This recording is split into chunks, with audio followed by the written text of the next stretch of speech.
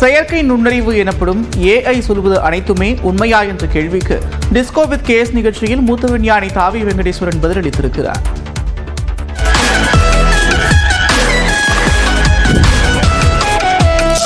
ஒவ்வொரு நாள்லையும் பல பேர் வந்து இன்றைக்கி ஏஐ பயன்படுத்தி சில டேட்டா வந்து சர்ச் பண்ணுறது, மெட்டா யூஸ் பண்ணுறோம், இல்லை ChatGPT யூஸ் பண்ணுறோம், என்னென்ன டூல் இருக்கோ எல்லாமே பயன்படுத்துகிறாங்க.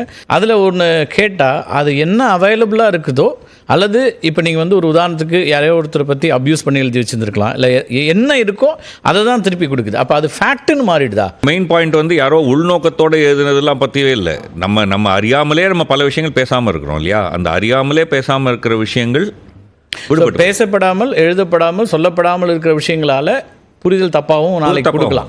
அது வந்து ஏஐ சொல்லிடுச்சு சரிதான் அப்படின்னு ஒரு முடிவுக்கு வர முடியாதுங்க. இது கம்ப்யூட்டர் தப்பு கிடையாது. நம்ம உள்ள போட்ட அந்த ஹிஸ்டாரிக்கல் டேட்டா இருக்கு இல்லையா, ட்ரைனிங் டேட்டான்னு சொல்லுவாங்க. எதை வச்சு பயிற்சி கொடுக்குறோமோ அதுதானே அது செய்யும். அதுக்கு எங்கேருந்தோ சொந்த மூலம்லாம் கிடையாது இல்லை. ஓகே. ஸோ அந்த நம்ம கொடுத்த அந்த ட்ரைனிங் டேட்டாவில் இருக்கக்கூடிய பிரச்சனை. ட்ரைனிங் டேட்டா எங்கேருந்து வருது? பாஸ்ட் ஹிஸ்ட்ரியில் இதுவே கிடையாது.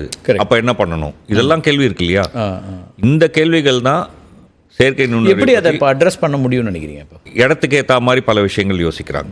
ஒன்று வந்து இப்போது ஐரோப்பாவில் வந்து இருக்கக்கூடிய ஒரு விவாதம் என்ன அப்படின்னு சொன்னாக்க, எங்கெல்லாம் மக்களினுடைய வாழ்க்கையில் பங்களிக்குதோ, அதாவது என்னென்னா இப்போ வந்து உங்களுக்கு வந்து ஏஐ மூலமாக நீங்கள் பக்கத்தில் நல்ல ரெஸ்டாரண்ட் என்னன்னு தேடுறீங்கன்னு வச்சுக்கோங்க, தலையாக போயிட்டு போட்டோம். ஆனால் இந்த மாதிரி வேலை வாய்ப்பு, இந்த மாதிரி விஷயங்கள் இருக்கு இல்லையா, அதெல்லாம் ஹியூமன் இன் த லூப். ஓகே. அப்படின்னா அவங்க வந்து ஒரு ஃப்ரேம் வச்சுருக்காங்க. ஓகே. ஸோ இந்த மாதிரி நம்ம யோசிக்கணும், நம்ம ஊருக்கு என்ன செட் ஆகும்னு யோசிக்கணும். ஸோ அப்போ குறைஞ்சபட்சம் ஏஐ படிக்கிற இடத்துக்கு அல்லது ஏஐ பயன்பாட்டுக்கு எல்லாரும் வந்தால் சரியாக இருக்கும். கரெக்டாக இருக்கும்.